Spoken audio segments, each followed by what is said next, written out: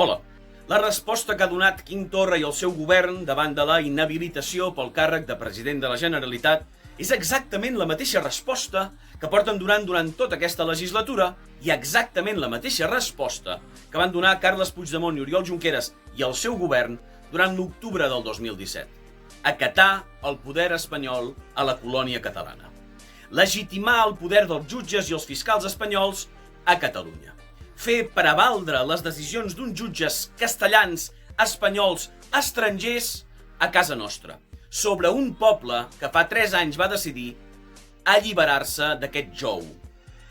El que han fet Quim Torra i el seu govern és exactament el mateix que porten fent durant 3 anys, acatar permanentment les resolucions dels jutges castellans, dels jutges espanyols, que passen per sobre de la voluntat popular i democràtica de més de 2 milions d'independentistes que són els que els van posar al poder.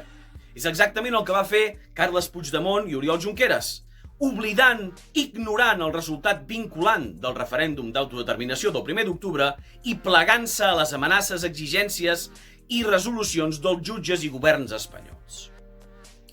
Aquests governs, els que hem tingut des del 1 d'octubre i que s'estan comportant de manera autonòmica i autonomista, són il·legítims. Són governs il·legítims, perquè han comès un frau electoral massiu. No estan complint amb el pacte electoral que van arribar amb els seus votants. Estan fent just el contrari.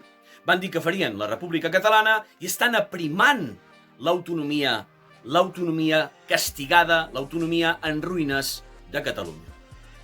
Força Catalunya presenta un únic objectiu: deixar de tenir governs il·legítims i posar al capdavant de la Generalitat de Catalunya a homes i dones que compleixin el mandat democràtic que els independentistes els encarreguin.